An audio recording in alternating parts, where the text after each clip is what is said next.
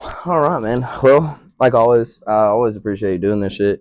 Um, Welcome back, season 2 of It'll Puff. I don't know what episode this would be considered because I haven't even put any of them out yet. I'm just stacking them right now, and it's gonna be dope, dude.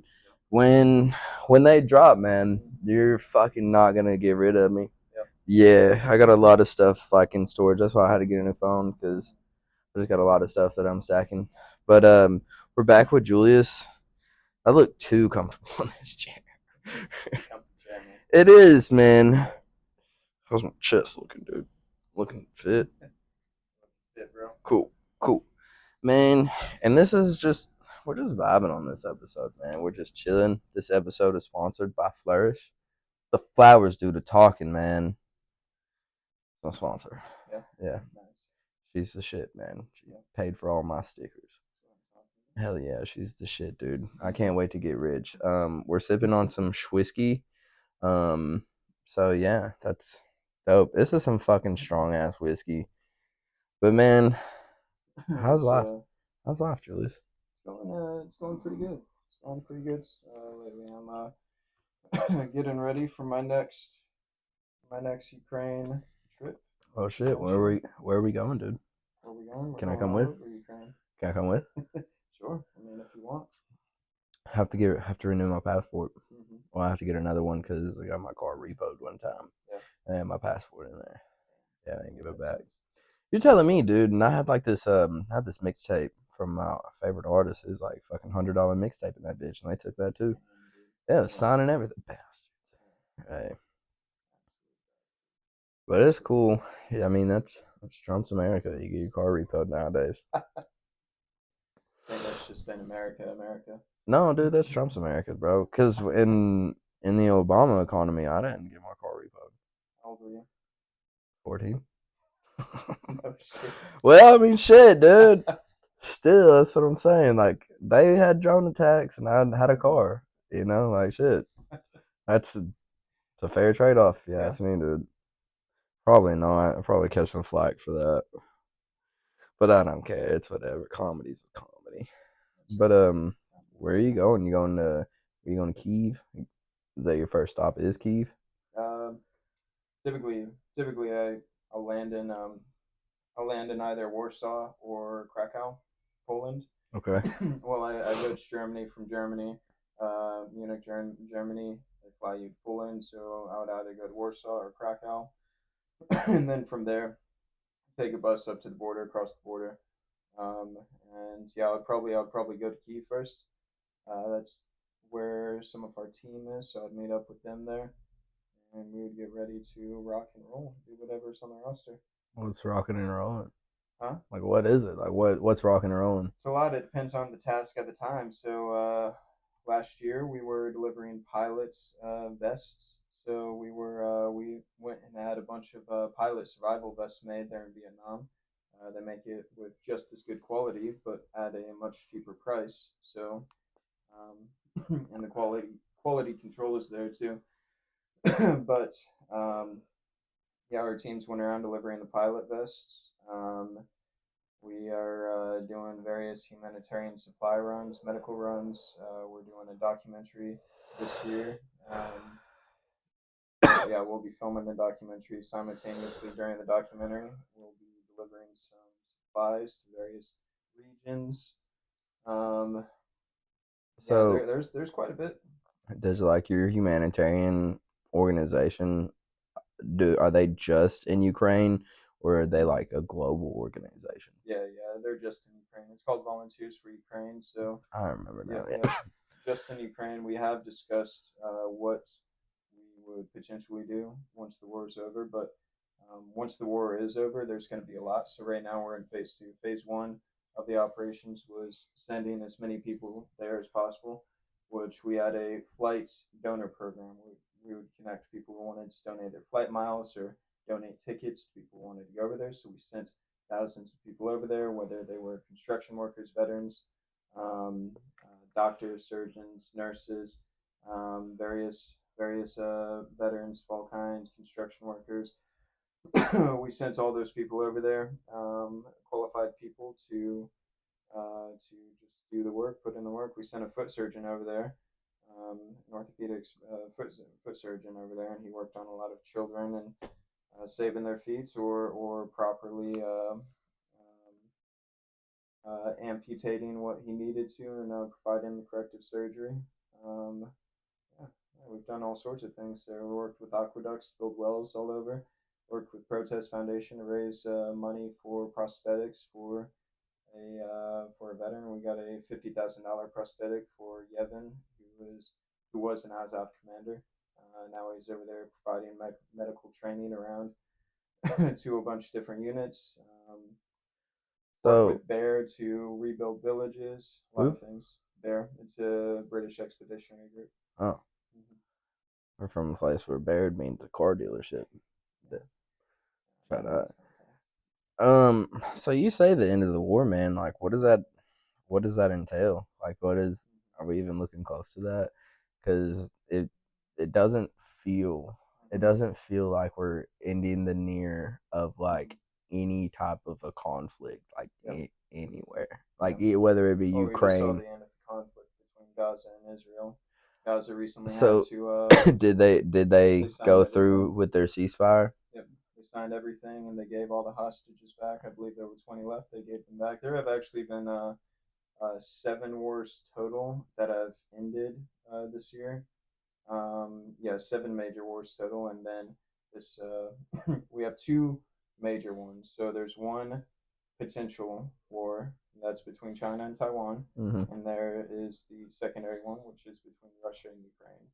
Um, and there's a couple other minor conflicts here and there, but for the most part, we have seen several wars this year. And so when it comes to Ukraine and Russia, you asked, do we see it coming to an end? I think it's more possible, and I don't care for this administration.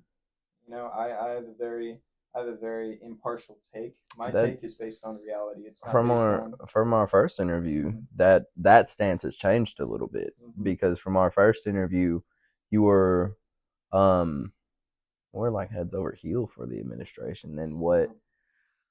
I've never been head over heels for this administration. I have a lot of. We can roll it back too. Clip that. Clip it. Clip it. Clip it.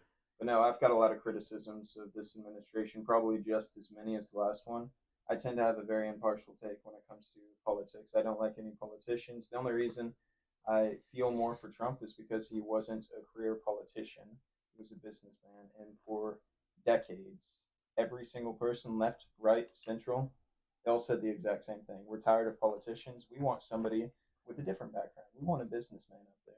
We heard that for years from everybody. Everybody was on the same track, and then we got one, and then everybody hated him, which understandable. He's not a very likable guy. He says a lot of controversial things, a lot of things that I don't like too.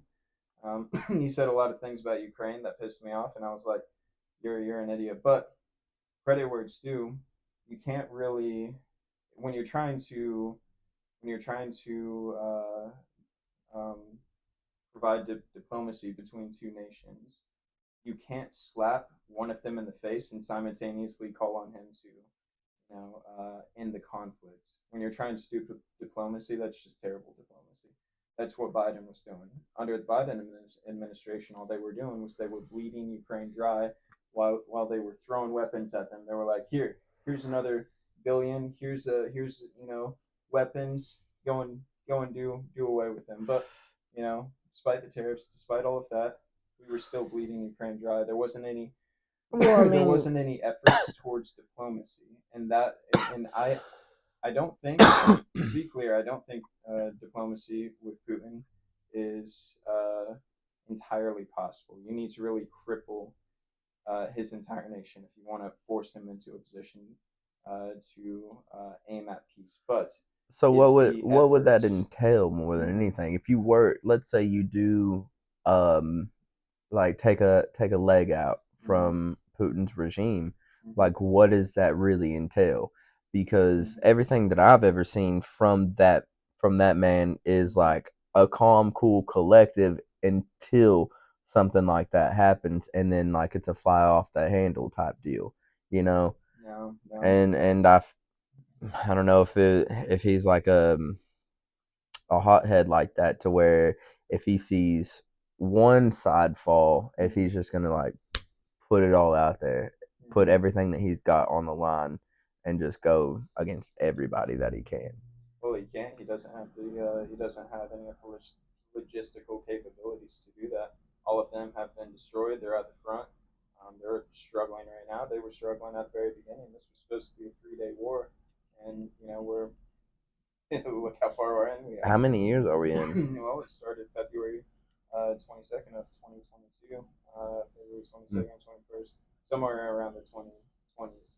There in 2022, but yeah, we're pretty far into it. So it's not looking good for Putin. I mean, he's lost well over 1 million troops, and he continues to lose more. What do you It's think? accelerating. Where do you think his political stance will be like with the people of Russia after the war is over? Like, do you Putin's political stance.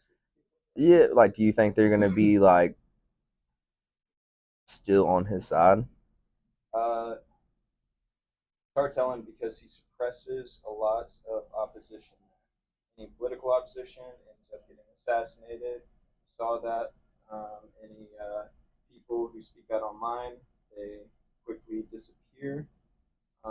We see a lot of that. So a lot of people are just intimidated by him. I mean, he's a tyrannical dictator with authoritative tendencies. Right. So when it comes to people's stances of him, well, the people there in Russia, they've got a Soviet mindset, Soviet era mindset. Right. They've also got this brainwashed mindset similar to people of North Korea. So a lot of them are just Like a Stockholm syndrome type yeah, deal. yeah. A lot of them are just incredibly um, brainwashed by the propaganda machine. And they worship Russia. They worship Putin. So the mindset there, the Soviet era mindset that I'm referring to, is the mindset that Russia is superior to anywhere else. If Russia wanted to, Russia could go over there and defeat the Motherland. U.S. on their own turf. Mm. That's literally what people think over there in Russia. That's how dumb they are. I won't say dumb. It's not say That's dumb, but that's that's that's how ignorant they are of the real world of reality. But I won't generalize them. I mean, there are plenty of I smart mean, Russians. they could say the same thing about like the just absolute worship of Donald Trump by some Oh yeah, yeah. groups. Trump, MAGA, like I It's can't an stand MAGA. MAGA is like an insufferable movement because, and I debate them all the time on the topic of Ukraine. None of they are the exact same as liberals. Liberals and MAGA are no fucking different. Interchangeable. Like you put them side by side and you question them about certain well, topics, and they will, even if they are 100% incorrect about something, I will walk them through. So whenever I fact check something, I will take it back to its source. I trace it all the way back to its source. That's how I was able to fact check so much misinformation about Ukraine. What I did was I would take the source, take the writer, find where the writer got it, and I would keep on going back until I arrive at the source. And oftentimes, the source of the misinformation came straight from the Kremlin. And guess where it goes from the Kremlin? Nowhere. It was fabricated. You can't find any evidence, any proof. Weapon biolabs in Ukraine. You can't find any evidence of that. You can't find any evidence of the Ukrainian super soldiers. That was a big one that was going around. like They Captain said, America type shit. yeah, yeah, there was this thing going around in Russia saying, yeah, they're making these Ukrainian super soldiers. Um, I don't Cool. remember the entirety of the context, but it was really entertaining. But yeah, yeah, that was a very interesting time for sure. But yeah, when it comes to Putin and Trump, they do have and you drew a good correlation here. They do have a very similar base of people that just worship the other living. It just irritates me. I'm like, all of you are just so freaking stupid. It doesn't really irritate me as it does concern me. Like it really concerns me. Um, the dedication. Um, because I feel like the dedication that they have to MAGA or Putin is the idea of no harm, no foul. You What do know, you mean by that? um, well, if it's not at home, it's not really our problem. He can do whatever he You're wants to talking do. about nationalism. So you're saying that Well, no, I guess if you're saying he can do whatever he wants to in another country, is that where you're going? No, I'm just saying, just in general, really. Mm-hmm. I'm saying in the generalization that, like, in their eyes, he can't do no wrong. There Mm-hmm. is no wrong that he can No, do. I So, agree. like, That's what I there's believe. no harm, no foul because he can't do any wrong.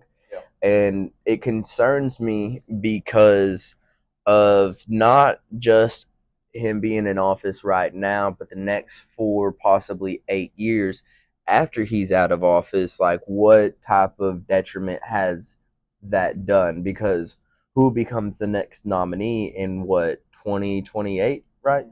Yep. Who becomes the next nominee? It's going to be JD Vance. Maybe. Who else would it be? No, I mean, there's a lot of options out there. You just got to pay attention because nobody thought that Trump was going to make it, right? Look at his ratings when he first came in 2014, 2015. Uh, Nobody thought he just came in out of nowhere, right?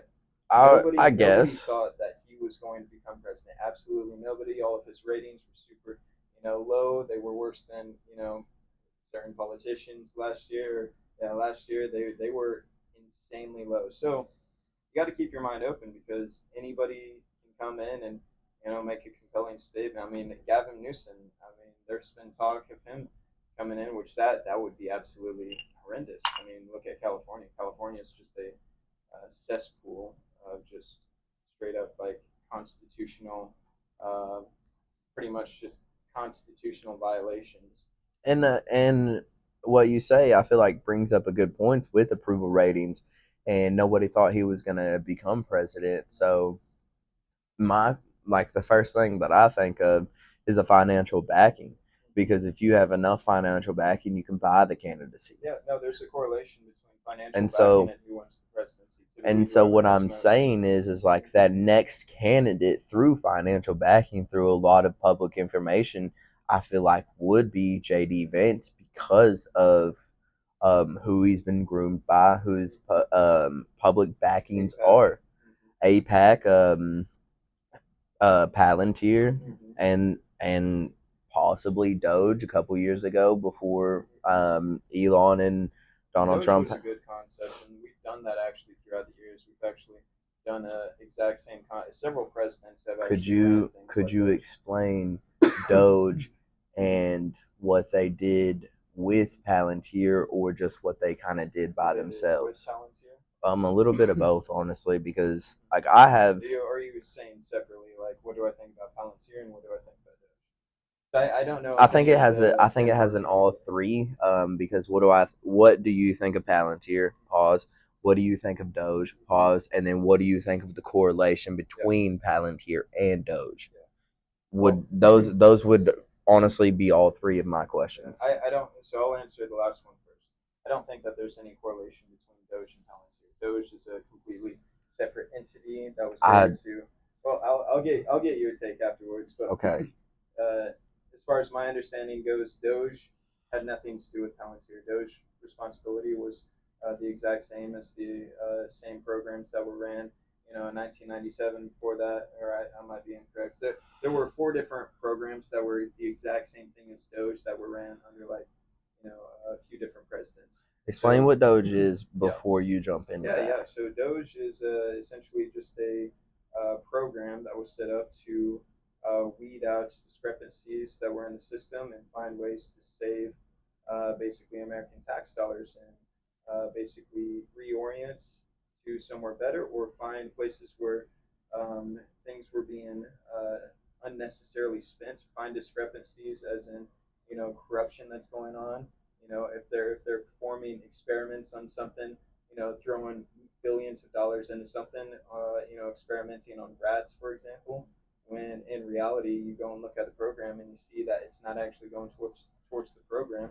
The kind of trail just ends right there, so you know that it's going into politicians' pockets or various other entities' pockets, and then it eventually makes its way in certain politicians' pockets, which is why you see so many super wealthy politicians. Which, by the way, there should have never been such a thing as a career politician. That was unconstitutional. All the framers were against it. They warned against it. Thomas Jefferson, John Adams, George Washington, they all uh, had a lot of warnings about career politicians what it was originally supposed to be was politicians were supposed to be these, congressmen, congresswomen. They were supposed to be these people who owned businesses, and a couple months out of the year they would go to DC and they would do the work for the people. But it was supposed to be, it was originally supposed to be a burden for people to take on. It was never supposed to be a career. I So these still people think would go it's a to DC. motherfucking burden to put on, dude. What do Yeah, you well, mean? I wouldn't say so because I mean they've got all of these assets now that they're working with that they're That's they make true. so much money, they gain so much influence. Whereas before they used to have businesses, they would go to DC, they would do the work for the people, right? They would do votes, carry out votes, stuff like that, and then they would have to. So they were also. This is also a good thing about that is they were at the expense of their own policies, right? So when they would go and do that, they would have to go home. They wouldn't be on their political income. They would be on their own business income. So they're at the disposal of their own policies at that point. So they have to act accordingly, right? So whenever you have a business in your own economy, you're responsible for the economy, you're responsible for the country, you're going to take care of the country regardless of who might be backing you. It's like I don't want my business to fail, I don't want all of these things to fail because that's how I make my money. But now they can be career politicians, they can get money out the back end, they can get paid by APAC, they can do all of these various other corrupt things. But yeah, there was never supposed to be career politicians. That was against the framers' intentions. There was never supposed to be a democracy. Only certain aspects of a democracy. So it's a constitutional republic with certain democratic characteristics. So originally, no, all women, and all men weren't allowed to vote. Their mass universal suffrage was 10 years apart between both of them. So men first gained the right to vote because the draft came about. They were only given the right to vote because then they were at the expense of In what, the draft. like 1935 then? No, Or when was the first draft? That so I'm not familiar when that was. I can't remember the exact years at the moment. I'm having brain fog at the moment. But what I do know is that men gained the right to vote, and then 10 years later, women gained the right But to when was, like, if it was the draft, the only draft that I'm aware of, the very first one was it Vietnam, or was it was it World War II? Because I feel like it was earlier than that. I just can't give you an exact date because right I now. I don't don't remember. because I couldn't tell you because the only draft that I know of is Vietnam.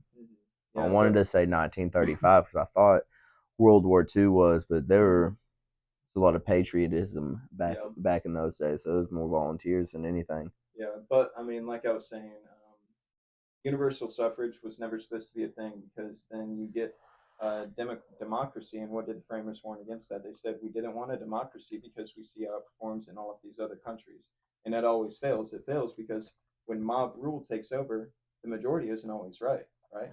Well, Sometimes the majority is controlled by mass propaganda. You have a true. powerful enough propaganda machine, you convince enough people out there to worship Trump, right? Or to go out, riot in cities, destroy and burn Well, down cities. I think That happened as a result of the media. That didn't happen because individual people got together and they were talking with each other and they were like, yeah, we're gonna go and do this. That happened specifically because of mainstream media and the psyop that mainstream media is. That's the only logical explanation. And then who backs mainstream media? well, I think that comes into the question of who controls the media or who controls the gross domestic product of how much money comes into the nation and how much airtime can you pay for. Mm-hmm. And so I think mass propaganda does come from the elite, but I think like a lot of mass propaganda comes from wage gaps, right? So if you have an entire middle class, an entire low class, just itching and clawing for a better type of life, and Mm-hmm.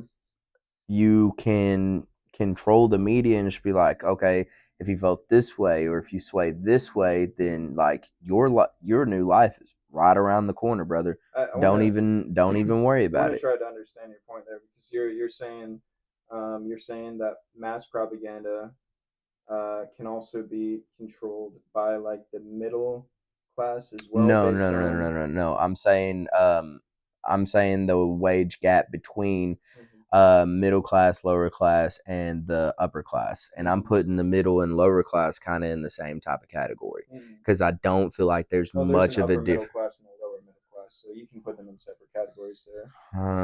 You can Uh, put like the upper middle I guess class so because like I closer to the do, upper.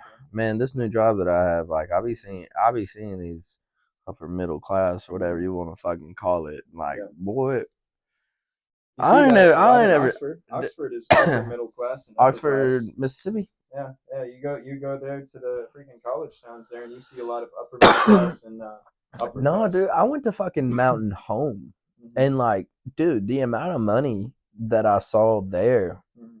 it was just crazy. The Hmm. amount of money that I see in Arkansas is just kind of crazy, man. Hmm. And I think we're a really untapped market, Hmm. and that's pretty cool. Yeah, yeah. It's Hashtag always it'll puff. it's always untapped markets. But no, back to the propaganda thing. I mean, propaganda. There is such a propaganda has a negative connotation, but there is such thing as good propagandists.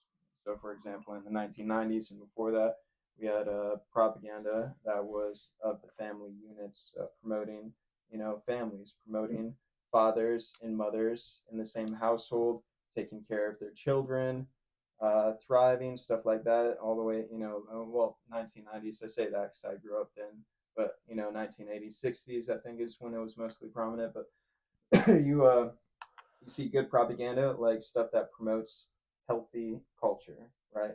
Healthy culture that Yeah. we want. And then you see the bad propaganda. And what I'm talking about there is I'm talking about the propaganda that divides people and pits people against each other. You see that from Fox News, where they convince the right wing that the left wing is bad. You see it from MSNBC, where they Well, convince the left that the right wing is bad. with that premise though, Mm-hmm. man, I feel like it becomes really, really, really subjective. Mm-hmm. I think it's too broad of like how you put it of Mm-hmm. good propaganda, bad propaganda in the same Mm-hmm. um example that you use in like good health or something. Mm-hmm. Like, what do you define as good health versus what I define as good health? Mm-hmm. And what is good propaganda versus what is bad Yeah. propaganda? So. How do we subject it to Mhm. an overall type of Yeah. view that's, I guess, good? So we're getting into semantics there, and semantics are good for the purposes of breaking down precisely I what, love what this they mean. motherfucker, dude. So when we're talking about this, we're talking about the differences between a culture that was founded on religious principle, religious doctrine, which has a foundation of What morals. culture are you talking about? So Like whenever you say if that, we're taking the U.S. for example, we can take the U.S. and we can say for a fact that we were founded on Christian principles. Christian, all the founding framers, they were all Christians. Every single letter, every single thing that you're going to read from them in the early days, and you can go through and read them all. They're all talking about how a lot of the framework of the Constitution of everything that the U.S. was built on was based around the Bible, the okay, Christian mindset, because they were all devout Christians. then the same Mm-hmm. premise of the separation of church and state doesn't matter then. That doesn't it won't constitute then if that's your basis. What do you mean? Because you're sitting here saying the Constitution and all of these other political documents that were signed Mm-hmm. based on Christian values, Mm-hmm. right? But at the same on the same token, on the other end, we've Mm-hmm. always had that conversation and stance of there needs to be a separation of church and Mm-hmm. state. These beliefs, um, now I'm I not. I'm not. I'm not debating that separation between church and state. What we're talking about is what the U.S. was founded on. So what I was getting to was, would you rather live in a secularist nation or a Christian nation, I and don't know why? what the first thing you So said means. secularism is a basically it's a lack of any type of religion. It's basically we Like a could dystopia. we could just sum it up and just say that it's just atheism. So there is no moral foundation, no moral framework, any of that stuff. We just Okay. have people here who are basically forming their morals of the nation based on mob rule. So if the majority agrees with this, just like the majority used to agree with slavery, right? Okay. Then I That's guess we're gonna have slavery. that's okay. Well, that's what you get when you have a secularist nation. You have people who have no moral framework, no moral foundation, right? But we're there right now. Well, we're getting there. No, Yes. we're already there. No, we're on the way to a secularist nation. We're No, not there yet, but no, we're on we the way are there. though. But we How are. so? Because your stance on like what you say, a moral foundation, um, the entire nation is based off sex. Mm-hmm. The entire nation is based on gluttony and pride. What do you mean by that? The entire nation is based Well, I mean, I feel like the majority of our morality in what like just today is like very gluttonous. How much can we get? How much more can we You're talking get? about the consumerism type I guess mindset I guess so. that Yeah. corporations, crony capitalists, and corporations take advantage of. I mean, yeah. I guess so. I'm just saying the. I don't know, man. It just feels like we're already there. It feels like we're already at moralist. We're already at lawless.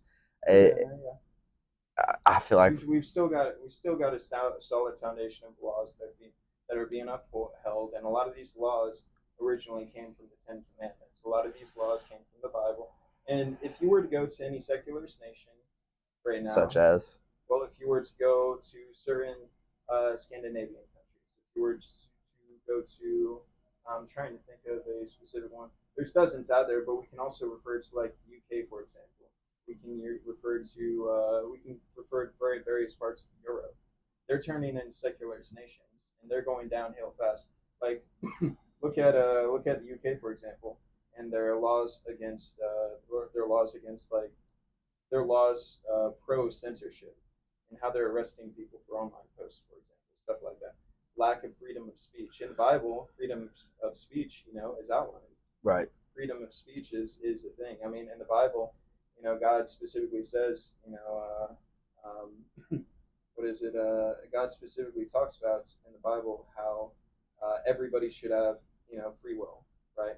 Everybody should have free will to decide whether or not they want to follow me or not. Okay. He's not going to force us to follow him. If we don't want to follow him, we can choose not to, and boom, we're gonna, depending on your theology, either we're going to live and die, and there's just going to be absence, nothing because we chose not to live with God, or we're going to go into the pit of fire. There's various Christian sects that believe, either we're going into a pit of fire or we're just going into oblivion, to avoid if we don't believe in God. The absence of God is the absence of everything. We're just surrounded by darkness. Imagine just floating through space. You sounded like Remy from the Boondocks right there. I don't know if you know what I'm talking about. No. That oh man, I can't remember the quote. It's like the absence of the unknown isn't the unknown of the absence. It's something like that. It was something like that, and I was like, damn, Remy up in here. But to get back to the core of this, okay, would you rather live in a secularist nation? And I just want an answer to this: secularist Please, nation, okay. or a Christian nation? Obviously, a Christian nation, and I am a Christian down to a T. I believe that Jesus Christ came, died for our sins, and like I'll stand by that. But at this, on the same token, I don't believe it's a hard. I'm not gonna say I don't believe. It's a hard push for me to feel like um, Christianity should be like a main focal point of a government, right? I feel like sovereignty should be the main focal point of a government, That's right? Christianity, right? In fairness, but okay, and I'm not denying that. I guess I just don't feel like it should be. God shouldn't be like the fucking. If you're a Christian, then you certainly believe that God is the ultimate arbiter. Right, and I'm not denying that. I'm just trying to figure out a way to say this because I can't figure it out. Yeah. Is I just feel like that shouldn't be the hammer that you throw down in government. Is like, You're you're a Christian, well, why would you want to? God said this or God said that, and I'm not denying that, and I'm just saying more in, I guess, in the fact of like a democracy in the in the Yeah. sense of like I think ultimately what you're getting at is various people have different interpretations of scripture, and they can use scripture. For example, yeah, they can man, say, for oh, sure. homosexual people are bad and they're going to hell. I think there's a lot of gray area there. Um, um, I And don't think Leviticus is it's the Old Testament, right? So right, I think there's a lot of room for interpretation. um, uh, but I mean, ultimately, like it's the same thing as free speech. It's like, okay, who's going to interpret this? Who's going to interpret, this biblical scripture that we're going to, write into law? Well, we're going to want somebody who's impartial. We're going to want we're going to want a board of people who are mixed with left wing uh, uh, Christians and right wing Christians, not necessarily left and right, but opposing views on this that where they can just sit and come to a vote, and a conclusive vote. But ultimately, if you're a Christian, you're going to say that you would vote for a Christian politician over a secularist politician, a Christian politician who's going to ultimately side with biblical philosophy. right, and like I guess the ego part of me wants to really debate that and be like, oh, that's not how it's really going to happen, but it is Mm-hmm. It's like because who you vote in, they're going to carry their ideals with them. right, and You can't really have a politician. I feel like it's hard to not be impartial when you have such a dedication to a religion, whether it's Christianity, Islam, Yeah, Judaism. you shouldn't be impartial. If that's your religion, then whether or not it's any of this, then you should be abiding by it if you're truly of that religion, right? Otherwise, you're not really of that religion. I'm not really of Christianity, right? Because I'm filled with debauchery. I do things that aren't Christian like, but I consider Oh yeah, myself dude, me too, bro. I consider myself a Christian who's trying, who Right. wants to be better, who's striving to be better. Look, It's all about trying to be a better person, a better Christian overall for the ultimate Great Commission. I'm not denying that. I just feel like it gets so. I feel like the idea of religion and the idea of God gets so overly used in a propaganda type of way to sway people, man. And I feel like that within itself of religion, whatever it be, I feel like it would be against Yeah. it. You know? Just like anything can be used, such as the Constitution was used in order to enact democracy. What did we do? Well, the draft was enacted, and we are like, oh, now we've got to give all men the right to vote, right? And that's going towards the outcome of ultimate democracy, which ultimate suffrage, which was never supposed to be a thing to begin with. And 10 years later, all women got the right to vote, right? So I mean, ultimately, the same thing can happen with the Bible. You have people out there that can abuse Scripture, take it out of context, do things with it, like you see a lot of pastors doing And around the and what I'm saying is around the I world. feel like I feel like a lot of the people who've taken it and what we would consider out of context are the people now in power. Yeah, And I feel like whether or not they truly believe in that theology, I feel like it's used more against us now how so? in the sense of like, It's like certain specific aspects.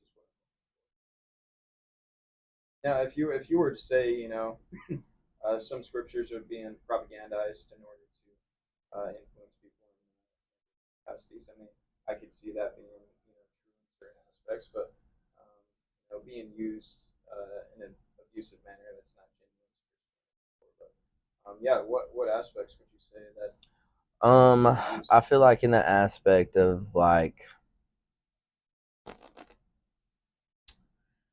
I feel like we use Christianity more in the sense of against people expressing themselves and trying to be who they want to be in the sense of maybe gay people, maybe trans people, maybe people who want to get an abortion. I feel like those types of things get used. Getting into a few spicy topics now. Well, and I feel like in those senses, Yeah. I feel like it can be used to sway people in a particular type of way. And then I think it takes away from the idea of the free will that in the same Christianity that we were blessed with. Let's Because, get into semantics real quick. You said sway people, so ultimately you're saying to sway people. I mean, ultimately it's going to be up to people, but to whether or not they're going to be swayed. I I guess it's mean, on but them at that if you're point. talking about policies, or if you're talking about like ultimate I mean, propaganda well, type doesn't that techniques, then sway turn into policy? what do you mean? Well, I mean, like, wouldn't you say, like, if you wanted to outlaw abortion, right? You can't just go straight up to a congressional seat. Now you can.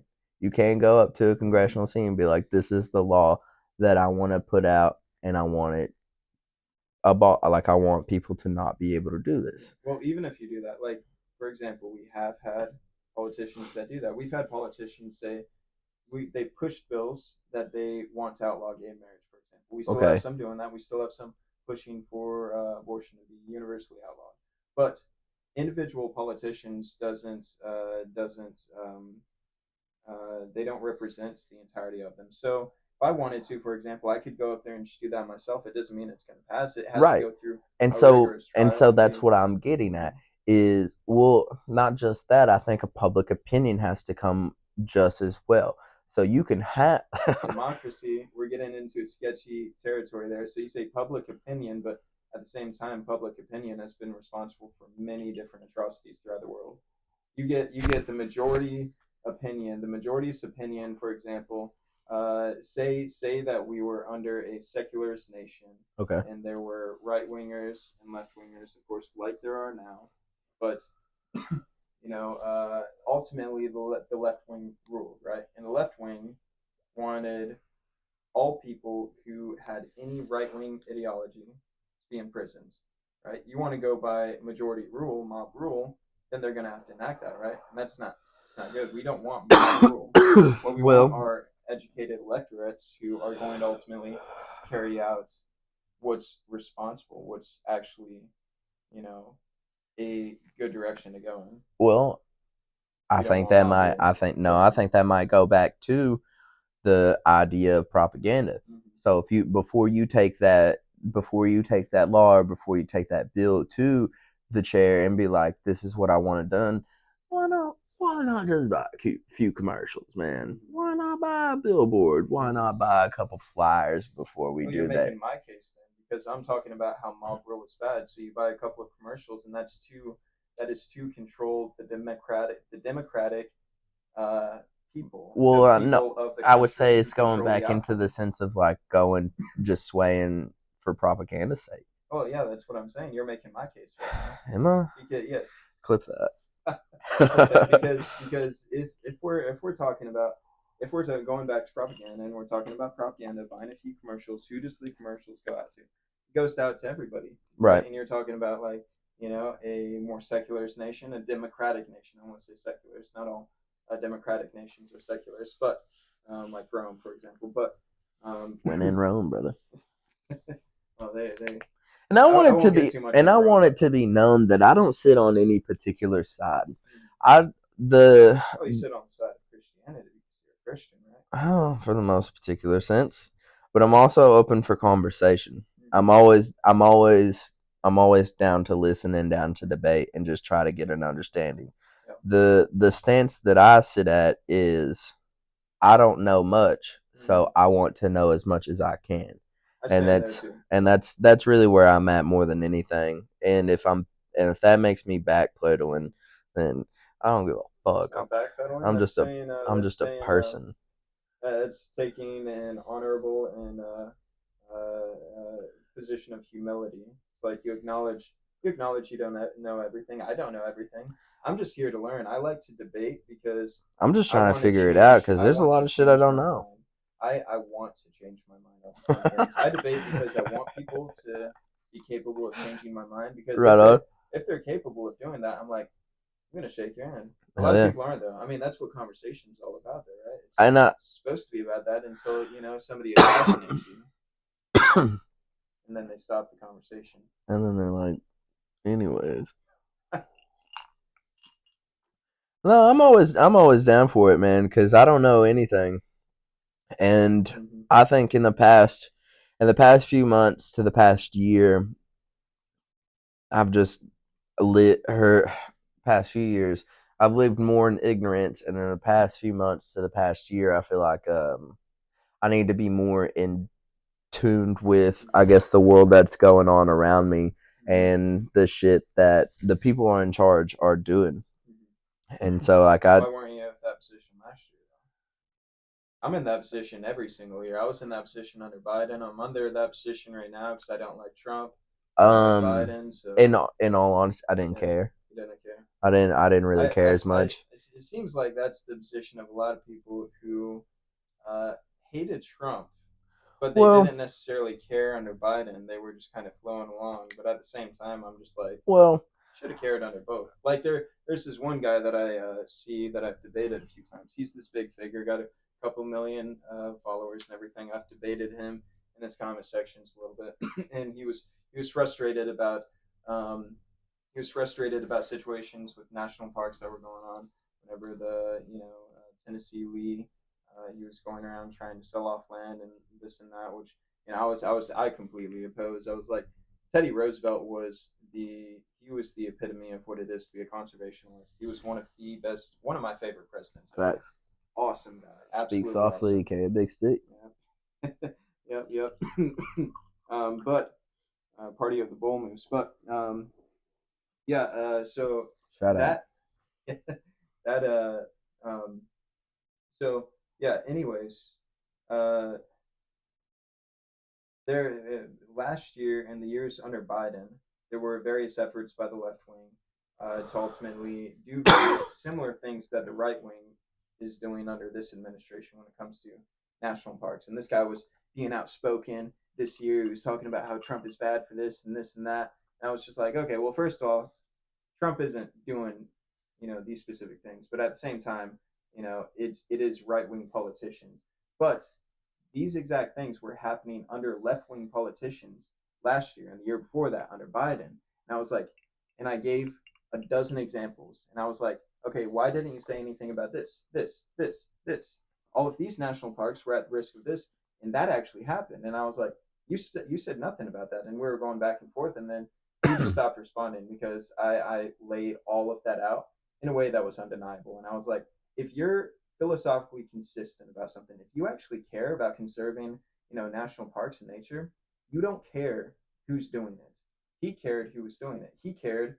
He only cared because Orange Man bad, because he got an opportunity to kind of sent for a particular side. Vast majority of his fan base are females. Majority of females tend to be liberal. That's just how the cookie crumbles here. But the ultimate thing there was he only cared because it was a right winger and it was under Trump. And I'm like, I care either way. First off, Lee, go fuck yourself. You don't get to do that to national forests. You don't get to do that to national parks. Teddy Roosevelt was a fucking legend, and I'll you're drink to that. I yeah, love national forests, bro. I like yeah, hiking and shit. yeah, yeah. That's So that's yeah, I was debating this guy, and he just wasn't philosophically consistent. So that's the thing that pisses me off about people is like they had no issues under Biden about a lot of things, but now all of a sudden, all of these issues are popping up, and I'm like, that was an issue under him. That was an issue under him. That's been an issue for the past decade. well. Why don't you take issue with any of this stuff? It's like, oh, because now that everybody's dogging on Trump, and now that the mainstream media is just gangbanging up in here, it's like, yeah, now we can join in because it's the popular thing to do because mainstream's doing it, and I'm Right. just like, you just want to ride the wave. It's like stop riding the wave and think as an individual, and that's what a lot of people tend to do, So whether you're right or you're left. my I was never a big fan of Joe Biden Mm-hmm.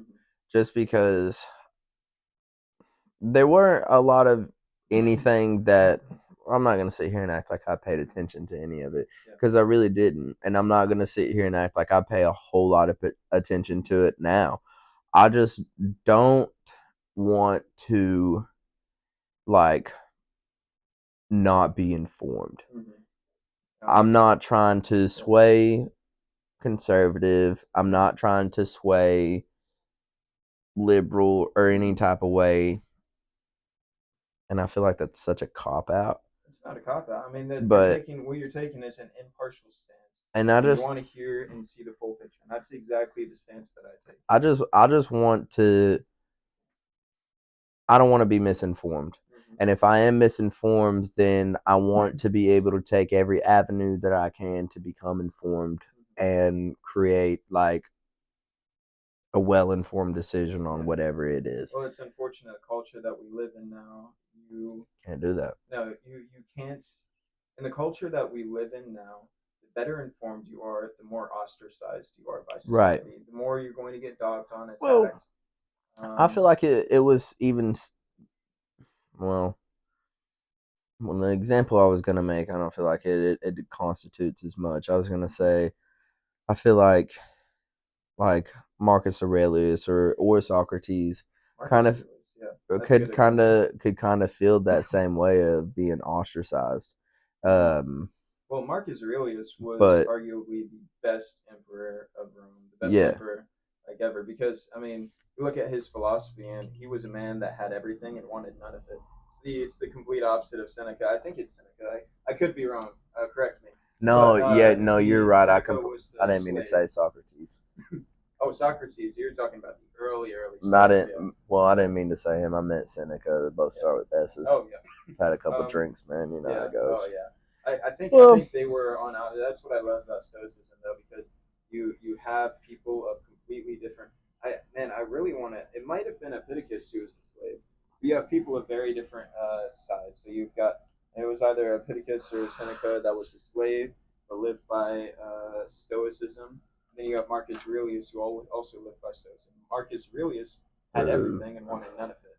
And it was either Seneca or Epictetus that was the slave, had nothing and didn't care to have anything. It's really cool. I enjoy the concept. But Marcus Aurelius was a true Stoic down to the core, and he, I believe, was probably one of the best rulers because he was just so impartial when it came to things. Didn't care about your politics. You know, the background he came from, he was very impartial, non-judgmental type. Well, he was kind of judgmental. He got pissed off a lot about people who sit there and talk about themselves or try to come at him to. I always try to tell people that like I don't usually have a huge understanding of things in particular. Like I'm not like a professor of just one particular thing to know everything. I just have a base understanding, I feel like, of all things to be able to start the conversation, to be able to learn more shit about it. And with that being said, I just don't want to get lit the fuck up in my comments about not knowing about Marcus Aurelius. So like, I'm just trying to learn, you know. Like, you're in the process of learning about Marcus Aurelius. You bought a book, so I mean, my major thing is when you set up your foundation. First off, your foundation has to be Christianity, but secondary, if you want to make it Stoicism, I think that's a good direction to go because you have Marcus Aurelius, who was super impartial. He taught a lot of, a lot of things. You can draw a lot of correlation between him and the Bible, but he was a very, very impartial guy, and I think if you want to be informed, then you need to have a foundation before you're informed. That way, you actually know how to. So if you were to just talk to a regular guy just off the streets and he's like, hey man, like what type of a book do you think I should read to be able to like really jump into learning about myself, learning about the world around me? Like what book would that be for you? Like what would you recommend? Well, I would, as a Christian, I have to recommend the Bible first. But if I'm not going to recommend the Bible, then I'm going to recommend. What you got? This bad boy right here, Stoic Classics Collection. That Oh, is what I would recommend, and I've read all the way through it, taking notes and everything. You see my pen back there. Um, but um, you can build a really good framework off of stoicism, and a all lot of these people get some motherfuckers things wrong. got such curly hair, dude. I don't know. Well, uh, yeah, he didn't have super curly hair then. But um, the thing that people get wrong about stoicism though is people always say, oh, stoicism is like, they teach you not to feel, they teach the It's like absence you of can't have emotion. any It's emotion of like, no, anything. it doesn't teach that. What it teaches is how to control your emotions. It The doesn't teach you. understanding of Yeah. emotions and how to disperse that through Yeah. like action, I feel like is what stoicism is Yeah. all about. Yeah, exactly. A lot of people. So that's just one thing to clear up. Stoicism isn't about having no emotion You and know, being this. that's so funny that you say that because I was having a conversation on in a fucking work truck the other day, and like I was explaining exactly what stoicism was, but I Yeah. could not tell them. Like I was just like, man, I can't put into like I can't tell you what it is, but this is what it is, and it was stoicism that I was trying to fucking get to, and I'm so mad at myself. Do you think, brother? I've got the perfect. Well, I was going to read to you because I have a lot of notes. I take notes on everything, like my daily foundation, daily stoic, weekly practice, what I practice weekly, Okay. everything. So, what I'm going to read to you is from my daily stoic Okay. Let's hear it. thing, and this was said by Michael Sugru. I think that's how you pronounce it, Michael Sugru. But he he said, get this out of me. Stoicism is characterized by a rejection of pleasure as the standard of human happiness. Stoicism takes the position that the wise man, the good man, the philosopher, is a man who lives in accordance with nature. So I mean, when you read that part, you can say, okay, is in accordance to nature, in accordance to God. So this is where interpretation comes in. So I can say my nature, the nature that I see, is God. God is all around us. Or Okay. if you're a naturalist, Like of course Mother you're going to Nature be like type. Mother Nature. But to continue, in accordance with nature, he fears only abdicating his moral responsibility. He is not afraid of pain. He is not afraid of death. He is not afraid of poverty. He is not afraid of any of the vicissitudes of the human condition. He fears only that he should let himself down and that he should be less than a complete human being. And then there's this other part. The essence of greatness is the perception that virtue is enough. Quote by Ralph Waldo Emerson from I like Ralph Waldo Emerson. but yeah, that's the I love that breakdown by Michael of what Stoicism is. I think that encapsulates Stoicism I like it a lot. perfectly. It's one of my favorites quotes ever. Stoicism um is something that I really enjoy practicing. Um I I enjoy being able to have a handle on all emotions to be able to make an informed decision about how I should react to that emotion. And even if you're not like a not trying to like practice stoicism just wholeheartedly, I think it's a fun thing to just sit back and read on. Yeah. And because I think it just gives you like a good understanding of self, and just like really just hit you down to a foundation Yeah. of being able to build up, like, okay, maybe not everything is as big as it seems or needs as much of a reaction Yeah. that I once thought it Well, was. I think where you're going is the concepts that what's out of your control is out of your control, and don't concern yourself with that. The But path what's of least within your resistance. yeah, well, yeah, what's within your control is the stuff that you need to worry about essentially. But yeah, yeah, which that's a good thing to think about. Which I'm trying to expand my uh, my scope of influence because I want more things within my control. That way, I'm capable of doing more good. The more things you have within your control, the more good you're capable of doing, possibly, unless you're corrupt. In my And then you see, people like guys in Palantir who are pretty much the wet dream of the World Economic Forum. The World Economic Forum wants a centralized government, a centralized digital currency. They want centralized surveillance and stuff like that, and that's what Palantir is delivering.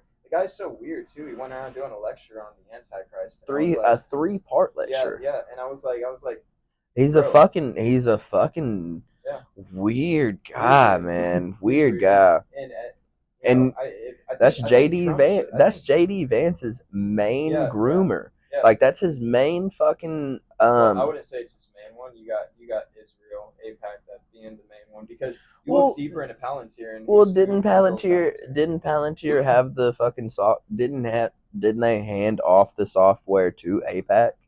Uh, that's a good question. I haven't looked And into that aspect, didn't but I wouldn't Palantir be and surprised. Doge share that same software as soon as they got into the NSA, the CIA, the FBI, Homeland, and all these other places? As far as I know, I didn't see any correlation there. That was the thing because they didn't need Palantir for that. They already had open-ended ways to get in there, Well, I'm because not they were an saying they aspect of did. it. I'm not saying that they needed Palantir, but what I'm saying is They they used it. brought Palantir in. I feel like Doge brought Palantir in to those five main um, I'll have consolidators. to get back to you on that. But as far as I know, Doge was capable of actually getting into that because they were already they were already a temporary kind of branch in there that had Well, access. and what I'm saying is I'm not debating the fact that they weren't capable of doing that.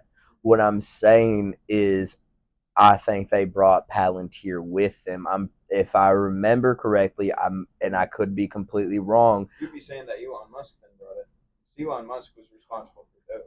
Well, Elon Musk and Peter Thiel were also in the PayPal mafia, and so to say that, because if I could be wrong, man, and I'll be okay with being wrong, but I'm like 80% sure that Doge brought in Palantir because Palantir gave Doge that software. Hell yeah, are you looking it Yeah, up? yeah. Yes. I'm about to Okay, pull it up bet. because I actually want to Because know this. that was from my question earlier. Because I was gonna put the correlation together about Palantir and Doge. Because I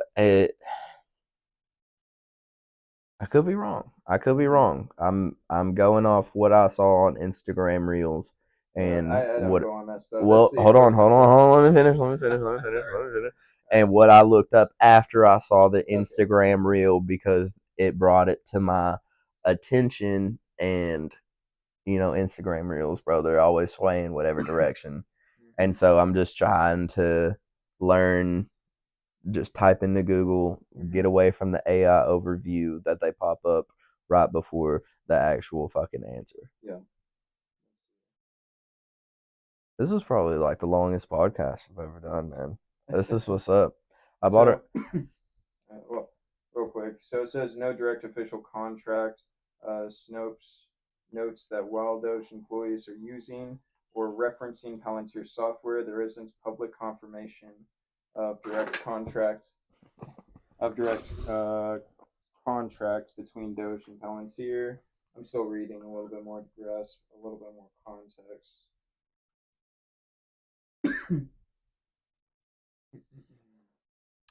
Honestly, while you do that, I'm gonna go to the bathroom real quick. We ain't gonna pause the thing. We're gonna go Joe Rogan this shit. Joe Rogan. You know how fucking Ari Shaffir and all them dip out on that shit. Yep, yep. I know how it is.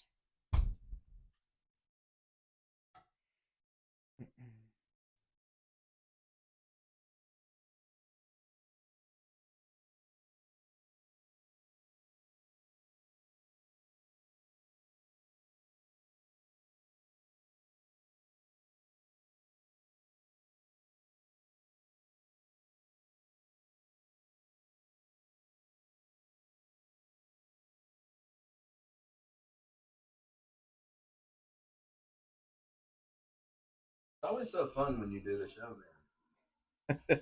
Why is that?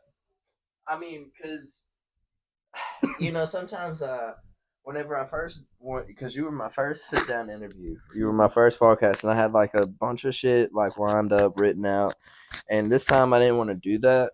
Like I kind of wanted to come and just freestyle it, and maybe look stupid sometimes, maybe look smart Okay, I sometimes, look stupid too. and just kind of get a grasp. It's just always so fun having a conversation with you, man. Because I Yeah. always walk away learning something. I always walk away thinking about stuff, Yeah. and like that's the best type of conversation, man. It is Because the best stuff. Yeah. does does it change a lot of my views? Maybe not. Mm-hmm. Maybe so. Mm-hmm. But the opportunity to let it Mm-hmm. is fucking sick to me, dude. Yeah. To let it Absolutely. be whatever it's supposed to be, and Mm-hmm. that's what I always loved about doing the show and having you on here, man. Is it's just fun, dude. And I want to give a special shout out to somebody who hasn't done the show yet.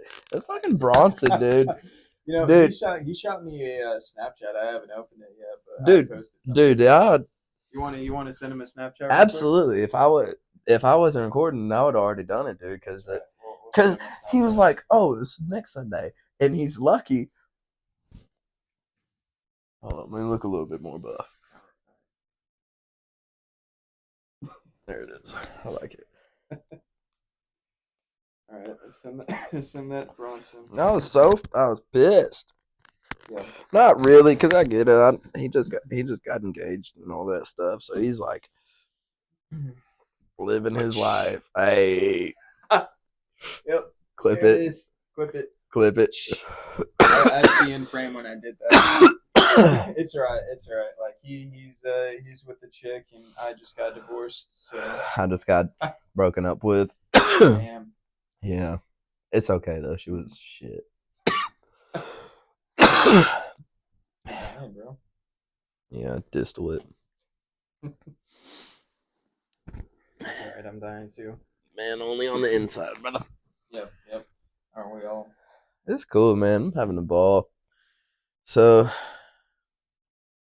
What else you got? man, I don't know. What'd you read on the Palantir shit? Oh, so I read that Doge seems, now what it said was it seems like they are working together on developing various aspects of Palantir, which that was interesting to me because as far as I knew, Doge was supposed to be a separate entity Right. that was only responsible for discarding and identifying and discarding waste, which I mean, freaking Trump, of course, his administration didn't actually follow through with what they were going to do in that aspect.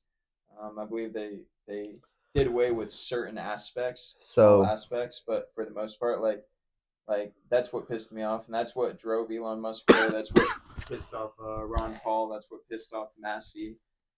Is the fact that they were identifying all of these areas that were wasteful spending of our money.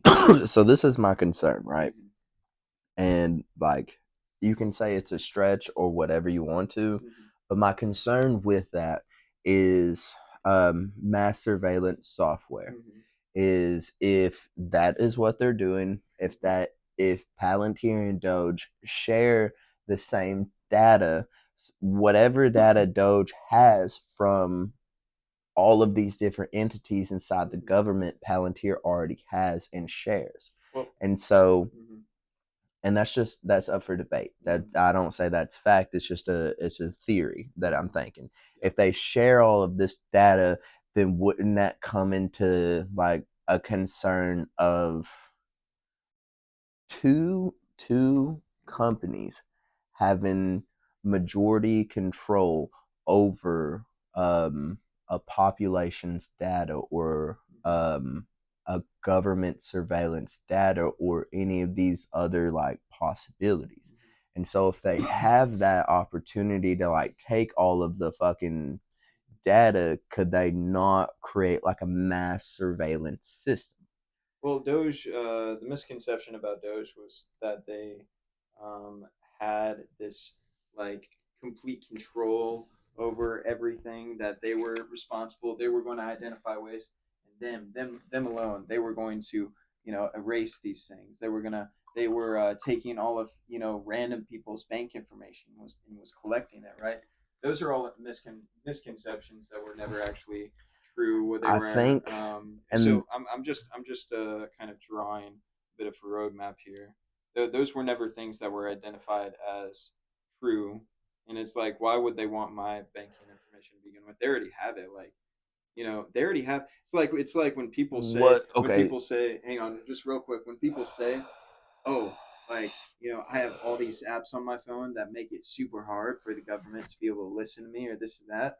It's like, yeah, I don't, it's like they say stuff like, oh, I don't want to take my picture at the airport because I don't want them to have my face image. It's like, bro, how many pictures do you have online already? You've got like 100 million pictures up Do you there have of your Face face. ID Yeah, it's on your like, fucking do you have phone? Face ID on your phone? It's like, do you have like over 100,000? You have like even 10 And pictures that's online. not. It's like they It's already have that information. They don't and need to when I say have mass that stuff. surveillance, I don't mean like social media or anything like that. Like it scares the shit out of me because think of the first gen iPhones, right?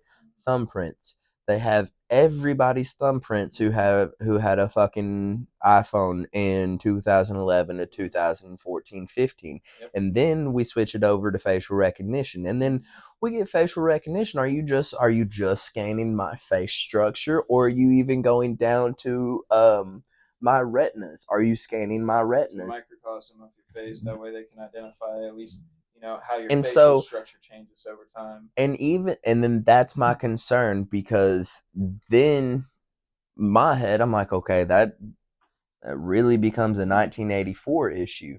And so then when I have that thought, the next thing I think of, okay, Big Brother Thought Police. Yep. The Thought Police is literally a cell phone.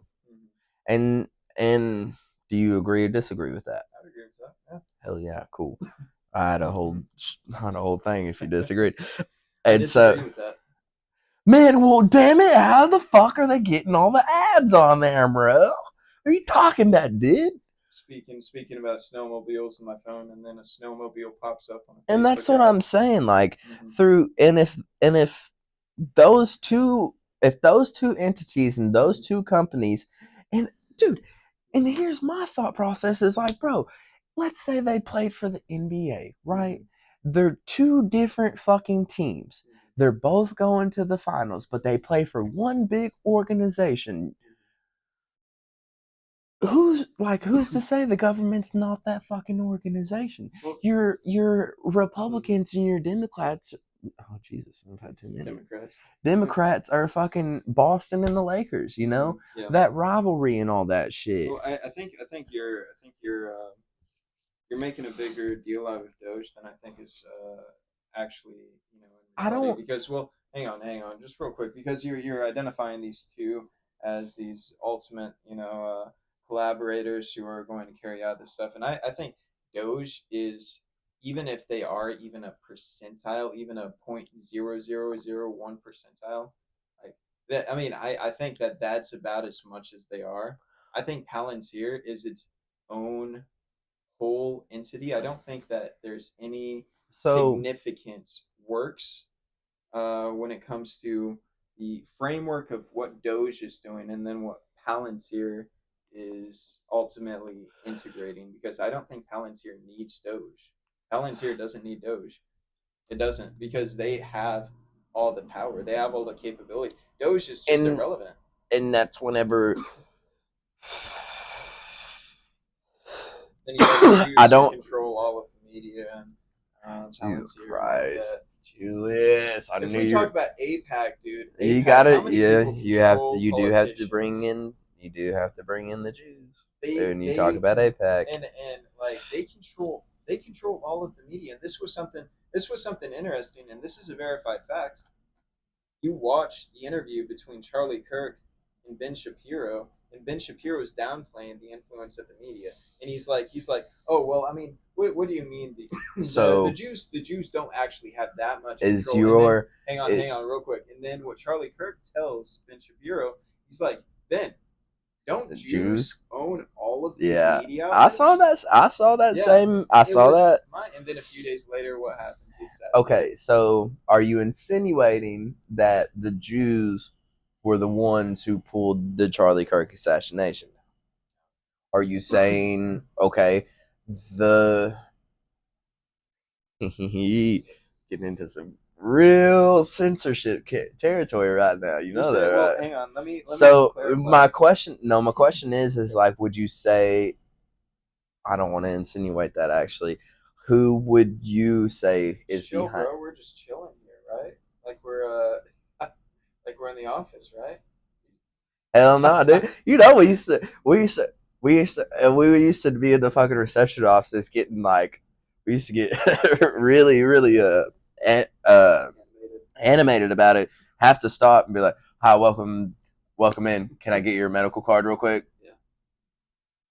And then hit that fucking button on the wall, man. I'm fired up, dude. Like just thinking about what I'm gonna say to you as soon as this person goes through the door, I'm Yeah. like, oh, he better be ready, I'm man. always ready, bro. You already know it. Hell yeah, I that's know what I you like listen about to you, man. That's what I like about this is because I'm always ready. You can always keep me on my toes, and like sometimes I'm like, I know as much as I think I do. Well, hang on, really quick. Okay. Do I think that the Jews did it? That would be a generalization of an entire race. Jews are a race. Do you I don't think the think that. Israelis did it? Well, I wouldn't say Israelis either. That would be generalizing all Israelis. What I would say is, do I think Then yeah. Israel? Okay. Do I think Israeli government? I don't like Israel. I don't support Israel at all. I think Israel is one of the most corrupt states. They've Okay. got. Oh my God, I could So go into this for ages. well, let's diverge into something specific about it. Would you say the Israeli government did would have done it strictly based off their their own selves? Like, do they solely benefit from Charlie Kirk's assassination? I think that they. So I think there are a couple different possibilities here, and I spoke with somebody else Answer about that this. first. Do Yeah. you think Hmm. the Would have Israeli benefited. government would Yes. know are the only sole benefits from a Charlie Kirk assassination? Beneficiaries of the Charlie Kirk assassination. I think that they are some of the top beneficiaries. Okay, And when I who say would Israeli, I'm talking about their government. so would you say Benjamin Netanyahu would be that sole benefactor from it, Nope, or nope. would you just say they're in government as an entirety? It goes deeper than Israel. We're talking about the World So Economic Forum. So when I say I do think that he would be a beneficiary, but I don't think he would be like the ultimate beneficiary. I think there's a lot more to it. dude, I don't You get think into the World Economic Forum and you can find a lot more. You can see who are the ultimate beneficiaries. What do they want at the World Economic Forum that is happening right now? I don't They know. want Tell me. volunteer. They want the digital central digital banking system. They literally have an actual commercial that's out that says you will own nothing and be happy. Where What they're did talking about there is they're talking about mass communism. where do I find that I commercial? actually have it saved in an album because I plan on making a specific video showcasing Send exactly. it to me because I'm gonna insert it into the video whenever you say it. Oh yeah, absolutely, dude. This I'm gonna play it right here. Because I Actually, want you to know, like, here I actually have I have an album called WEF Goons. Okay, so let's find I hate all those people. what is the fourth industrial revolution? Oh wait, no, this isn't it. Hang on. Oh, here it is. 8 predictions for the world in what is that? 2020? 2030. Oh, 2030. Okay. You're all good, brother.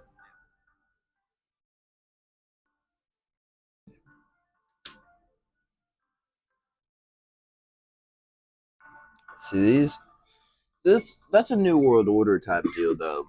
Well, yes, but You have to that ties into all of this. It's like, okay, hang on. Let me kind of let me draw the roadmap a little bit so we can map this out. So what happens ultimately?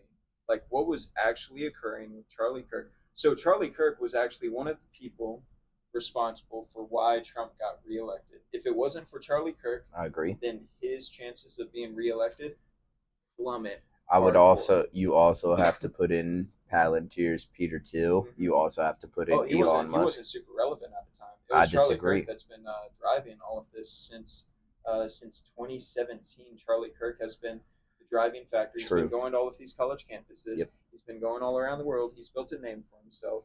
Turning Point USA. He's influenced millions of So people. would you say Erica Kirk benefited even more from Charlie Kirk's assassination than anybody else? Could you say Well, that instead of would you say? that's kind of a loaded question though, because True. when you talk about that, it's like she was his wife. Okay. Obviously, who's going to be the next person who's going to take the mantle? Who's going to be the next person? I She's like, well, hang on.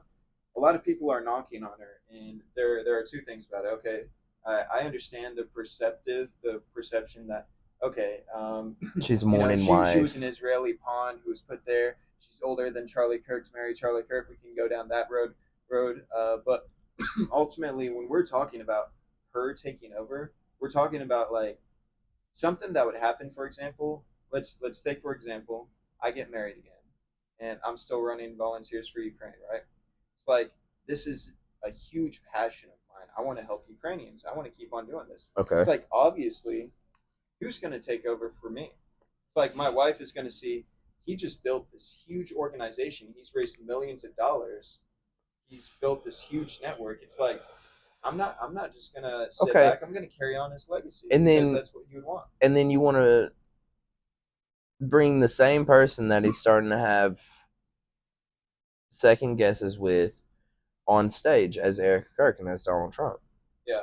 Well, so the thing that I actually liked, and this is probably where Charlie Kirk and Erica Kirk differentiate, because Erica Kirk is much more a hardcore conservative than Charlie Kirk. So the thing about Charlie Kirk is That's scary. he changed his mind. I don't think it's necessarily scary, but it can be in certain aspects. But Charlie Kirk changed his mind countless times on camera, and that's what I liked about him. He was overall a really good person. He was genuinely a man after God's own heart. What did he do at all of his speeches? He wanted to always bring God to the forefront. I tell you what, man. I know There's a lot one. of misconceptions I out there know about him. one person that is going to be in my comment section on your ass. Oh, I'll debate them because It's going to be my sister. I don't know every if you single know that I person. have a sister, but Yeah. it's going to be my sister. Oh, that's fine. Because I have defeated over 100 people, very educated people, on the topic of Charlie Kirk because they bring up clips about him, and then I fill in all the gaps, and it just defeats their entire point. I do not. You were just wrong. I do not have enough information. I have not watched enough, nor have I been engaged enough in Charlie Kirk / Turning Point USA since its conception. I haven't been um, on it. Like I've known about it, I've seen about it, but I've never stayed in tuned or in depth with it because it wasn't anything that I really believed in. From the small clips that I saw, And that's the issue. Small clips. They were small clips, but I'm willing to admit that. I'm willing to admit that like I don't know enough to have as an informed decision, so I choose not to have such a decision about That's what pisses me off with it. it's what pisses me off today. It's like the right wing was doing the same thing under Biden. They were taking clips of him and they were editing out vital points that he was making, and I was just like, y'all act like you're so much better than liberals, and then you go off and you do the exact same thing that you claim they're doing. That's so bad. Because so I think we fucking forget the idea that we're just people. We can have Biden had cancer the entire fucking time too. Well, let's take away that shit, dude. It's just like we're still people. People still act in a societal behavior. You're talking about tribalistic behavior. I'm talking about sociology just in general, that dude. is within sociology is tribalism. Tribalism And is I feel like I think like we forget at the base that we're all human and shit. And I really, really, really forgot where I was going with this. We were talking about, so I can actually carry on. We were talking about Israel, and we were talking about that's where we're at. So we were talking about. I've had a couple of these, man. I've been. You're still going on the first one. Oh yeah, I drank a little bit too much this weekend, so I'm taking it slow today. Man, dude. On top of that, I got to go to the gym in the morning. Dude, I gotta work at 7:00. Yeah. So I'm gonna be waking up at 6 to the gym. What time is it? It is 9:19. But let's get through this really quickly. Though. Okay, let's talk about it. So we were talking about the beneficiaries off of Charlie Kirk's death. Correct. So the reason why I think that Israel, Benjamin Netanyahu, the WEF are huge beneficiaries off of this is because Charlie Kirk was actually in the process of changing his mind on Israel. which is what he had been doing. See, This is actually a verified fact. So this is also the thing that I was and getting and you into. say and you say verified fact, Mhm, but I think a big problem that we have in like American society or just society in general is we have such a big culture of conspiracy theorism mhm, that nothing that you say can, I feel like, will be 100% believed as fact, because there's such an idea of conspiracy, mhm, or this isn't actually real, or that's mhm. not true, that's not what they Yeah. would actually do. Do you think the government would actually care Do you, about you do like you that do you type know shit? do you know how easy it is to debunk a conspiracy theory? It's as No. easy as how I was doing it whenever they were spreading misinformation about Ukraine. They were they so I would argue with conservatives that would come up to me and they would be like, "Oh, you support Ukraine?" It's like, "Well, do you support the fact that they have weapon biolabs there?" And I would be like, "This is all I would say to them. I'd look at them. I'd be like, really? Prove it." The two most like terrifying words to people who just believe conspiracy theories but don't know where to go from there. They hear it regurgitated through their favorite influencer, their favorite Mm-mm. political pundit like JD Vance's mouth, and they'll be like, well, you're an idiot, you're stupid, and then they start insulting me, and I'm just like, prove it. The So stance. so hang on, we're My gonna tie this apologies. in to the Charlie Kirk thing. So how do you go to the core of these things? Well, you take a conspiracy theory, you trace it all the way back to its origin. And then if the origin ends up at the, at the Kremlin, for example, and then it disappears, then you know it was fabricated. But if you take it and you trace it back and you end up at, say, screenshotted messages from Charlie Kirk's best friend, verified exactly from his best friend who screenshotted them herself on her own freaking cell phone. It's like you can't very well deny that. Now you can go off and say, "Oh, it was Photoshop. It was edited." It's like, okay, what's the benefit? You start questioning there. And You I got to think get into the interrogation aspect. Social engineering. You're going to start questioning. Okay, so why would Candace Owens, for example, benefit from saying these things about Charlie Kirk when all it does is damage her reputation? It's the same thing with how Trump ran for president, right? It's like, oh, he's doing it for himself to get richer. It's like he lost like millions, hundreds of millions of his worth running for president. So is his, ultimate like the implication that he was doing it to gain money is like you can write it off just by looking at the facts there. It's the same concept with this. So you look at the evidence that's presented. He was changing his mind about Israel. You look at how he was questioning Ben Shapiro about Israel, saying all of that stuff, you can draw a clear correlation and you can say these texts are definitely true because first off, we have evidence he has changed his mind hundreds of times and it's on camera. We've seen him change his mind because he's open about it. He's published the videos where he has. So it's like, okay, he was in the process of doing this and he started admitting that Israel was kind of committing a bit of a genocide there in Gaza, right? kind of a genocide. Yeah, I don't know. I still don't know if I would entirely even agree with that. Genocide is Oh a very God, particular word. We could dude, get into the nuts and bro, that's like another meat and hour. potatoes. That is Yeah, another hour of a conversation. We it's would very have to complex. we would have to do a part three, Yeah, yeah, because I man, I yeah, gotta get home. yeah. Oh yeah, yeah. But let's quickly tie this all together. So yes, I do think that Israel is the beneficiary and then ultimately Palantir because the WEF benefits from this because why?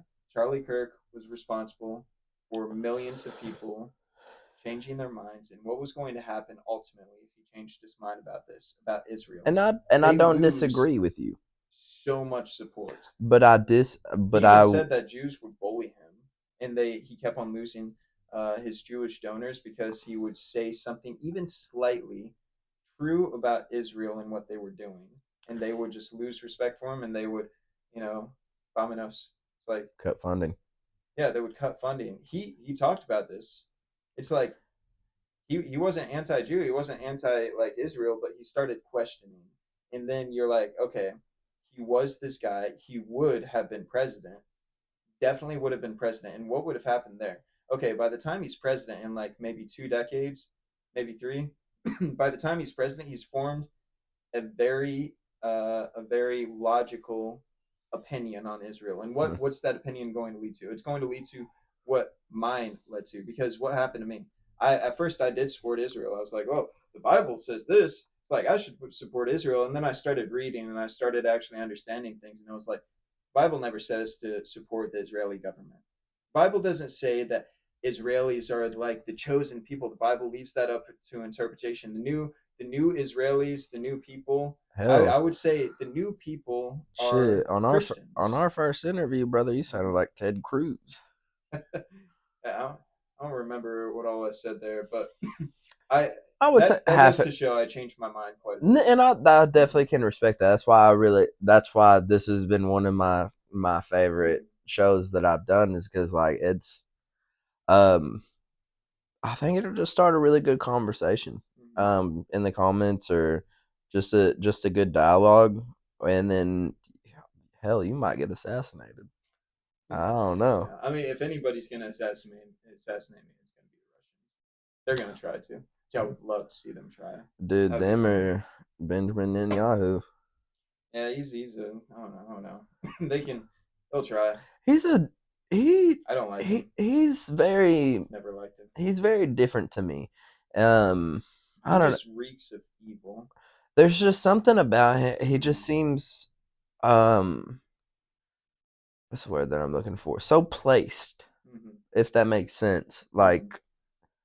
Like in a movie or Mm-hmm. something like you just in like a Quentin Tarantino film it's like man that guy was made for that role. Mm-hmm. Yeah. And like he Well, just that's the kind of energy in I get off that man and it's just mm-hmm. like I don't know there's It's unsettling. something about him man that Mm-hmm. just and the fact that his name is Benjamin and like I know that's so dumb Hey, but there Benjamin Franklin was was a decent guy.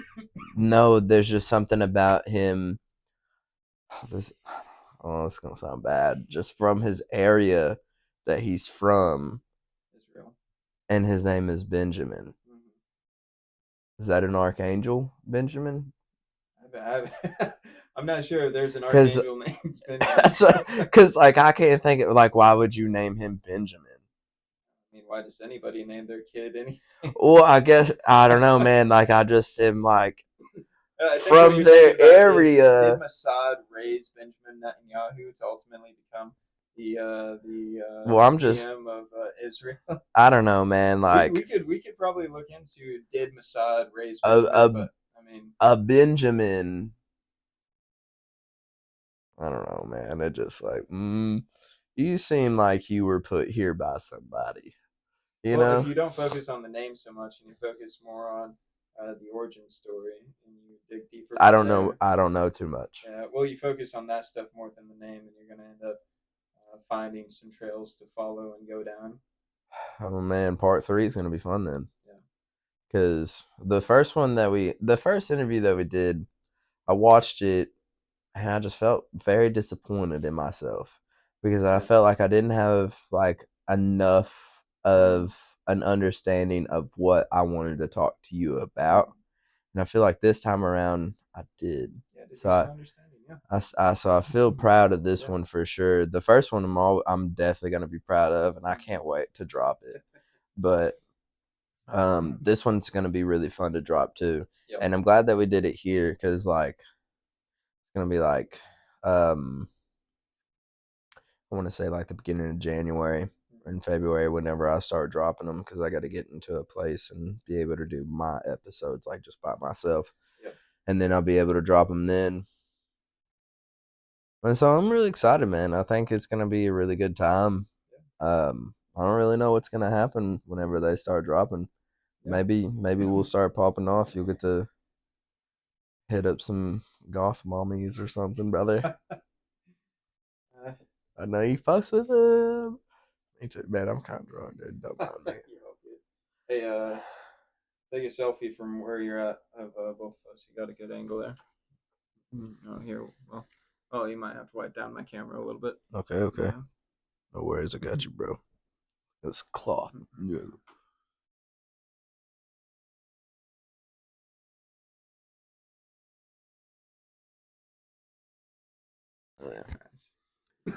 Alrighty. Thank you for doing this shit with me, brother. For everybody at It'll Puff, it's just me. But hell yeah, for Joe at It'll Puff, enjoy yourself. Oh shit. This motherfucker dead, I think. Fuck a beeper. Oh shit. Okay, let me. Hell yeah. This ain't getting edited out at all. Bitch.